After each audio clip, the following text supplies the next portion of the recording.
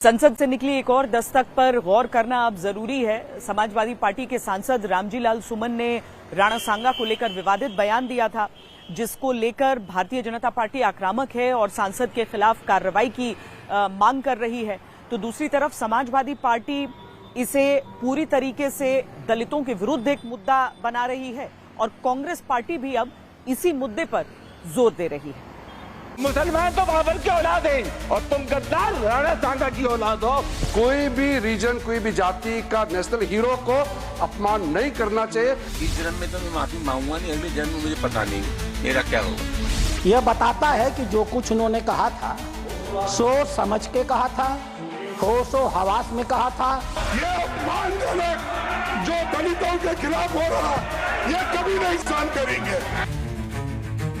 15वीं शताब्दी में इब्राहिम लोदी को हराने वाले राणा सांगा को अंदाजा ही नहीं रहा होगा कि 6 शताब्दी बाद उनके अपमान और सम्मान पर एक सियासी युद्ध भारत की संसद में दिल्ली के भीतर लड़ा जाएगा और राणा सांगा के अपमान से शुरू हुई सियासत दलित सांसद के घर पर हमले के नाम पर मोड़ दी जाएगी। इन्होंने वो मुद्दा उठाकर एक पे जान मारने की कोशिश करते हैं, उसके घर पे जाते हैं और उसकी गाड़ी तोड़ते हैं, घर तोड़ते हैं। ये अपमानजनक जो दलितों के खिलाफ हो रहा, ये कभी नहीं सहन करेंगे। साथ साथ जो वो जोड़ते हैं कि दलित है इसलिए अटैक किया है, अगर वो ऐसा नहीं बोलते तो जो प्रकरण हुआ है वो तो उससे जुड़ा हुआ है, उसको दलित है बोल के जो भी घटना वो नहीं है, वो वक्तव्य की वजह से ये जो खड़ा हुआ है। आप एक दलित है, हम एक रिजर्व कैटेगरी है। वायलेंस को कोई भी यहाँ जस्टिफाई नहीं कर सकता है। सर चेयरमैन सर, हमारा लोकतंत्र में बोलने का आजादी तो है, हमारा देश नियम कानून से चलता है, इसमें कोई हम लोगों में विरोधाभास नहीं है।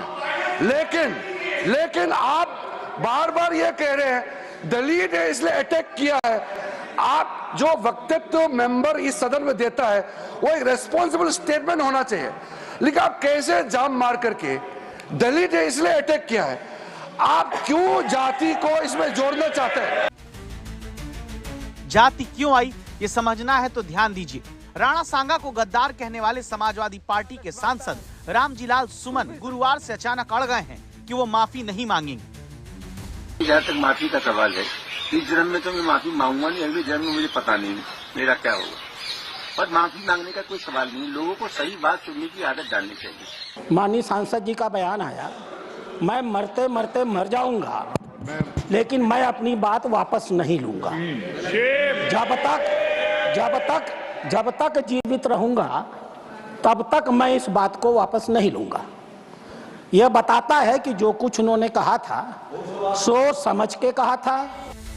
अचानक माफी ना मांगने के लिए अड़ना और सांसद के घर करणी सेना के हमले को दलित पर हमले से जोड़ना। विवाद राणा सांगा को लेकर दिए बयान पर, लेकिन सांसद के घर हमले के बाद दलित कार्ड की राजनीति को ध्यान से समझिएगा।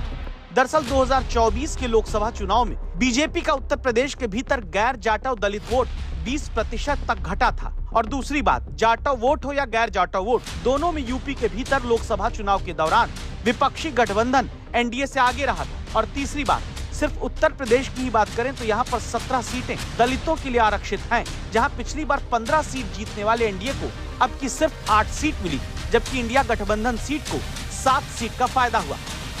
दलित वोट के इसी गणित में राणा सांगा के सामने अब सीधे रामजी लाल सुमन के घर पर हुए हमले को दलित राजनीति से जोड़ा गया।